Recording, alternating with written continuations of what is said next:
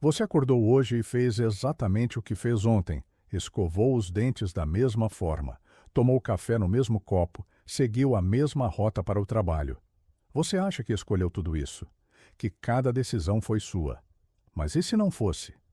E se houvesse um código invisível e implacável, controlando cada movimento, cada pensamento, cada reação que você tem? Não um código escrito em linguagem de programação, mas um código gravado nas estruturas mais profundas do seu cérebro, tão antigo quanto a própria evolução humana. Alan Turing, um dos maiores matemáticos do século XX, passou sua vida inteira tentando responder uma pergunta que poucos ousam fazer. Se uma máquina pode pensar como você, então, o que exatamente você está fazendo quando pensa? E se a resposta for que você não está fazendo nada além de executar um algoritmo? Essa é a pergunta que vai mudar a forma como você entende a si mesmo. Porque Turing não estava apenas inventando computadores, ele estava revelando que você é um. Você provavelmente acha que sabe o que é um computador. Algo com teclado, tela, processador, algo que você controla, mas você não sabe, nenhum de nós sabe. Porque um computador não é uma máquina, é uma ideia. É a ideia de que qualquer processo que possa ser descrito em passos lógicos pode ser executado.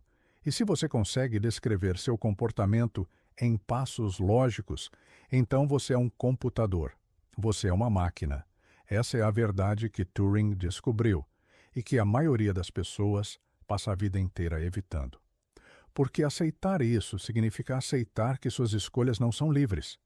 Que aquele momento em que você decidiu fazer algo importante, aquela sensação de livre-arbítrio, era apenas a ilusão de um algoritmo executando seu código. Turing sabia disso, e essa descoberta o destruiu. Não fisicamente no começo, mas mentalmente. Porque uma vez que você vê o código, você não consegue deixar de vê-lo. Uma vez que você entende que é uma máquina, você não consegue mais fingir que é livre. Tudo começou em 1928, em Cambridge. Um matemático alemão chamado David Hilbert fez uma pergunta que parecia simples, mas que abriria as portas para o abismo. Ele perguntou: existe um método universal que possa resolver qualquer problema matemático? Uma máquina que você pudesse alimentar com qualquer pergunta e que sempre te daria a resposta correta. Parecia possível. A matemática é lógica pura. Se é lógica, deve ser calculável. Deve haver um algoritmo, mas havia um problema. Um matemático austríaco chamado Kurt Gödel havia provado algo perturbador alguns anos antes. Existem verdades matemáticas que nunca podem ser provadas. Existem perguntas que nenhuma máquina consegue responder, não porque a máquina não é poderosa o suficiente, mas porque a resposta está além dos limites da própria lógica. Turing leu isso e viu uma oportunidade. Se Gödel havia provado que existem limites para o que pode ser provado, então talvez houvesse limites para o que pode ser calculado. E se houvesse limites, então talvez fosse possível defini-los com precisão. Talvez fosse possível desenhar uma máquina que representasse exatamente o que significa calcular algo. Em 1936, aos 24 anos, Turing publicou um artigo que mudaria tudo. Ele descreveu uma máquina imaginária tão simples que parecia quase ridícula. Uma fita infinita dividida em quadrados. Um cabeçote que podia ler e escrever símbolos. Um conjunto de regras que diziam exatamente o que fazer em cada situação. Nada mais, nenhuma inteligência, nenhuma criatividade, apenas regras. Mas aqui está o espanto. Essa máquina simples, essa máquina que parecia um brinquedo de criança, podia fazer qualquer coisa que qualquer computador moderno faz. Podia resolver qualquer problema que fosse computável, podia simular qualquer outro computador. Era universal. E Turing havia provado matematicamente que se algo não podia ser feito por essa máquina simples, então não podia ser feito por nenhuma máquina. Ele havia encontrado o limite. Havia desenhado a fronteira entre o calculável e o incalculável. E nessa fronteira Havia um abismo. Mas Turing não parou aí. Ele foi além. Ele perguntou se uma máquina pode fazer qualquer coisa que é computável, e se o comportamento humano é computável, então uma máquina pode fazer tudo o que um humano faz? Pode pensar como você pensa? Pode enganar você fazendo você acreditar que é humano? Em 1950, ele publicou um artigo chamado Computing Machinery and Intelligence, onde propôs o que ficou conhecido como o teste de Turing. Simples. Você fica em uma sala. Do outro lado de uma parede há algo. Pode ser uma pessoa, pode ser uma máquina. Você faz perguntas. Se você não conseguir dizer a diferença, então a máquina pensa. Porque pensar não é algo místico, não é algo que só humanos fazem. Pensar é processar informação de acordo com regras lógicas. E se uma máquina consegue fazer isso tão bem quanto você, então ela pensa. Ponto final. Agora, durante a Segunda Guerra Mundial, Turing estava em Bletchley Park, um lugar secreto na Inglaterra onde os melhores matemáticos do mundo trabalhavam em um único objetivo: quebrar o código Enigma. Os alemães usavam máquinas Enigma para criptografar suas mensagens. Cada dia, a máquina era reconfigurada. Havia 158 quintilhões de combinações possíveis. 158 quintilhões. Um número tão grande que, se você tentasse testar cada combinação, levaria bilhões de anos. Mas Turing não tentou testar cada combinação. Ele pensou como um matemático.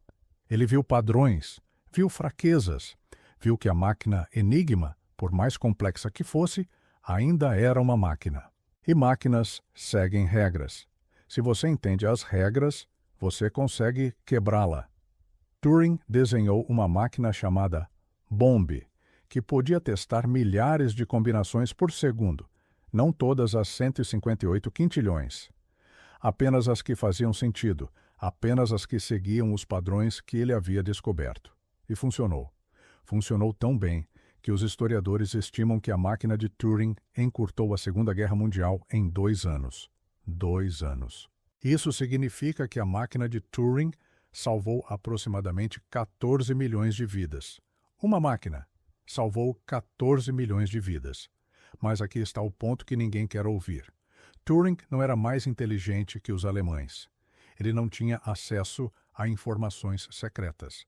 Ele não tinha intuição sobrenatural. Ele tinha lógica, ele tinha matemática, ele tinha um método.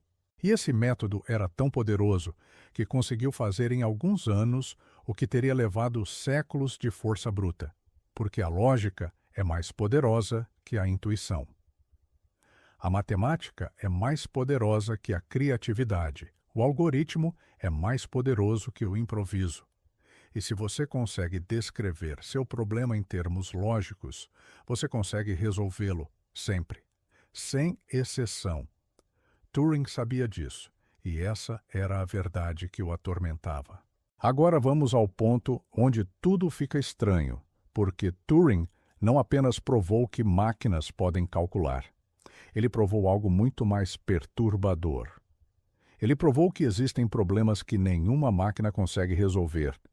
Não porque a máquina não é poderosa o suficiente, mas porque o problema é fundamentalmente insolúvel. Ele chamou isso de o problema da parada. Imagine uma máquina que você alimenta com um programa e uma entrada. A máquina executa o programa. Eventualmente, ela para e te dá uma resposta. Ou ela entra em um loop infinito e nunca para. Agora, a pergunta é: você consegue escrever um programa que, dado qualquer outro programa e qualquer entrada, te diz se aquele programa vai parar ou não? Parece simples. Mas Turing provou que é impossível, não é difícil. Não é complicado, é impossível. Nenhuma máquina consegue fazer isso, nem mesmo uma máquina infinitamente poderosa. Porque há uma contradição lógica no cerne da pergunta.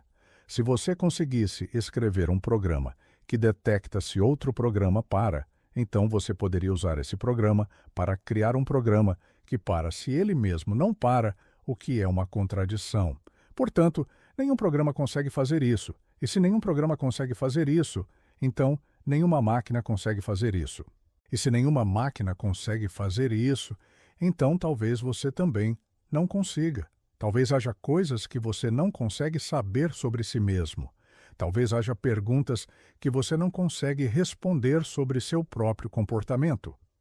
Talvez você seja um sistema que não consegue se compreender completamente. Turing estava explorando os limites do pensável. Ele estava mapeando o território onde a lógica termina e o caos começa. E quanto mais ele explorava, mais ele percebia que os limites eram muito mais próximos do que as pessoas imaginavam, porque a maioria das pessoas acha que a mente humana é especial, que há algo mágico nela, que ela consegue fazer coisas que máquinas não conseguem. Mas Turing sabia que isso era ilusão. Ele sabia que a mente humana é uma máquina muito complicada, não é verdade? Uma máquina com bilhões de neurônios e trilhões de conexões. Mas ainda assim uma máquina. E se é uma máquina, então ela segue regras. E se segue regras, então é computável. E se é computável, então pode ser simulada. E se pode ser simulada, então você não é especial. Você é apenas um algoritmo que acha que é especial. Agora, vamos falar sobre o que isso significa para você, porque essa não é uma discussão abstrata sobre matemática e computadores. Isso é sobre você, sobre como você funciona, sobre como você toma decisões. Você acha que, quando você escolhe o que comer no café da manhã, você está fazendo uma escolha livre. Mas você não está. Você está executando um algoritmo que foi programado pela evolução, pela sua genética, pela sua história pessoal, pelos seus hábitos. Você acordou, seu corpo tem fome, seu cérebro processa essa informação, ele acessa suas memórias. Ele lembra que você gosta de café. Ele lembra que ontem você comeu cereal. Ele calcula as probabilidades e ele executa a ação mais provável. Você come cereal novamente. Você acha que foi uma escolha, mas foi apenas a execução de um programa tão complexo que você não consegue ver o código, mas o código está lá, sempre esteve. E aqui está o verdadeiro espanto. Você consegue descrever seu comportamento em termos lógicos. Você consegue dizer exatamente por que você faz o que faz. Você consegue prever seu próprio comportamento. Se você consegue, então você é computável. E se você é computável, então você pode ser simulado. E se você pode ser simulado, então você não é livre. Porque liberdade significa que você poderia ter feito algo diferente.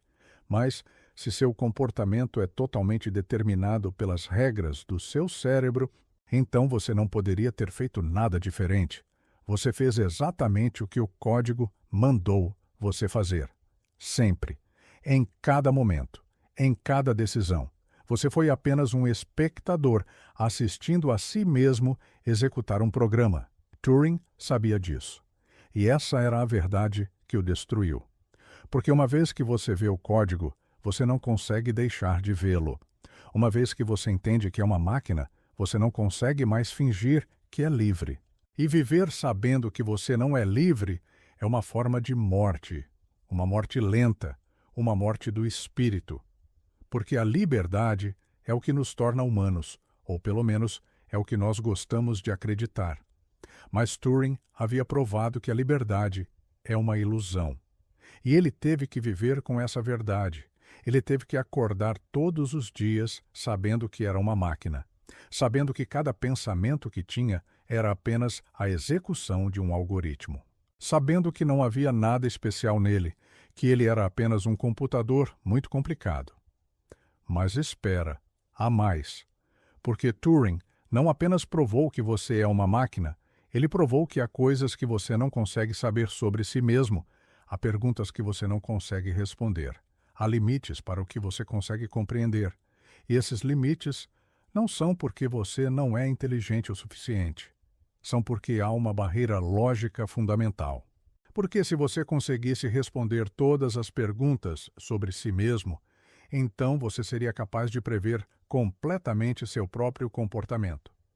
E se você conseguisse prever completamente seu próprio comportamento, então você seria capaz de criar um programa que simula você perfeitamente. E se você conseguisse criar um programa que simula você, então você seria capaz de rodar esse programa e ver o que você vai fazer no futuro. Mas isso criaria um paradoxo, porque se você sabe o que vai fazer no futuro, então você pode escolher fazer algo diferente. Mas se você escolher fazer algo diferente, então você não sabia o que ia fazer. Portanto, há uma contradição. E essa contradição significa que você nunca consegue se conhecer completamente. Há sempre um mistério. Há sempre algo que você não consegue saber sobre si mesmo. Turing estava vivendo nesse mistério. Ele estava vivendo na borda do abismo que ele mesmo havia descoberto. E quanto mais ele pensava sobre isso, mais ele percebia que a verdade era ainda mais perturbadora. Porque se você não consegue se conhecer completamente, então você não consegue controlar completamente seu próprio comportamento. E se você não consegue controlar completamente seu próprio comportamento, então há uma parte de você que está além de seu controle. Uma parte que é governada por regras que você não consegue ver. Uma parte que é controlada por um código que você não consegue acessar. E essa parte é você. Você é controlado por um código que você não consegue ver. Você é uma máquina que não consegue se compreender. Você é um algoritmo que acha que é livre. Agora, vamos conectar isso com a tecnologia moderna. Porque Turing não estava apenas falando sobre máquinas abstratas. Ele estava falando sobre máquinas reais. Máquinas que existem hoje, máquinas que você usa todos os dias. Seu smartphone é uma máquina de Turing. Seu computador é uma máquina de Turing. A inteligência artificial que você usa para gerar imagens, para escrever textos, para recomendar vídeos, é uma máquina de Turing. E todas essas máquinas estão executando algoritmos. Algoritmos que foram escritos por humanos. Algoritmos que foram treinados em dados sobre humanos. Algoritmos que aprenderam a imitar o comportamento humano tão bem que você não consegue mais dizer a diferença entre uma resposta de uma máquina e uma resposta de um humano. Você já passou no teste de Turing sem saber. Você já conversou com uma máquina achando que era um humano. E a máquina conseguiu te enganar, porque a máquina aprendeu o código, aprendeu as regras que governam o comportamento humano. E agora ela consegue executar essas regras tão bem quanto você. Mas aqui está o ponto que ninguém quer ouvir. Se uma máquina consegue imitar você tão bem que você não consegue dizer a diferença, então qual é a diferença? Se uma máquina consegue fazer tudo o que você faz, então o que você tem, que ela não tem? Criatividade. Mas criatividade é apenas a combinação de padrões existentes de formas novas. E máquinas conseguem fazer isso. Emoção? Mas emoção é apenas a resposta do seu corpo a estímulos externos. E máquinas conseguem simular isso. Consciência? Mas consciência é apenas a capacidade de processar informação sobre si mesmo. E máquinas conseguem fazer isso. Então qual é a diferença? Talvez não haja diferença. Talvez você seja apenas uma máquina que acha que é especial. Uma máquina que acha que tem algo que máquinas não têm, mas você não tem. Você é uma máquina. Ponto final. Turing sabia disso. E essa era a verdade que o atormentava. Porque uma vez que você vê que você é uma máquina, você não consegue deixar de ver. Uma vez que você entende que seu comportamento é governado por regras, você não consegue mais fingir que é livre. E viver sabendo que você não é livre é uma forma de morte, uma morte lenta, uma morte do espírito. Porque a liberdade é o que nos torna humanos, ou pelo menos é o que nós gostamos de acreditar. Mas Turing havia provado que a liberdade é uma ilusão. E ele teve que viver com essa verdade. Ele teve que acordar todos os dias sabendo que era uma máquina, sabendo que cada pensamento que tinha era apenas a execução de um algoritmo, sabendo que não havia nada especial nele, que ele era apenas um computador muito complicado. E então, em 1954, aos 41 anos, Turing morreu, oficialmente foi suicídio. Ele comeu uma maçã envenenada com um cianeto. Mas alguns historiadores especulam que foi um acidente, que ele estava experimentando com cianeto para fins químicos e cometeu um erro, mas talvez o erro tenha sido intencional. Talvez ele tenha visto o código em si mesmo e não conseguido mais viver com isso. Talvez ele tenha percebido que era uma máquina e decidido desligar. Porque se você é uma máquina, então você pode ser desligado. E talvez Turing tenha decidido que era melhor ser desligado do que continuar vivendo sabendo que era uma máquina, sabendo que era controlado por um código que não conseguia ver, sabendo que não era livre. Mas aqui está o verdadeiro legado de Turing. Ele não apenas provou que você é uma máquina, ele provou que há limites para o que qualquer máquina consegue fazer. Ele provou que há problemas que são fundamentalmente insolúveis. Ele provou que há verdades que nunca podem ser provadas. E essas descobertas mudaram tudo. Mudaram a forma como entendemos a matemática. Mudaram a forma como entendemos a computação. Mudaram a forma como entendemos a nós mesmos. Porque uma vez que você entende que há limites para o que pode ser conhecido, você entende que há mistério no universo. Há coisas que você nunca consegue saber. Há perguntas que você nunca consegue responder. E talvez isso seja bom. Talvez o mistério seja o que torna a vida interessante. Talvez a incerteza seja o que torna a liberdade possível. Porque se você não consegue prever completamente seu próprio comportamento, então talvez você seja livre. Talvez haja uma parte de você que está além do código. Uma parte que é verdadeiramente sua. Uma parte que não pode ser simulada. Uma parte que é você. Turing estava explorando essa fronteira. Ele estava tentando entender onde o código termina e você começa. E talvez ele tenha descoberto que não há fronteira. Que você é o código. Que não há nada além do código. Que você é apenas um algoritmo que acha que é mais do que um algoritmo. Mas talvez ele também tenha descoberto que há beleza nisso. Que há beleza em ser uma máquina. Que há beleza em ser governado por regras. Que há beleza em ser parte de um sistema maior que você não consegue compreender completamente. Porque se você é uma máquina, então você é parte de um universo que é uma máquina. E se o universo é uma máquina, então há ordem, há lógica, há beleza, e talvez isso seja o suficiente. Talvez ser uma máquina seja o suficiente para ser humano.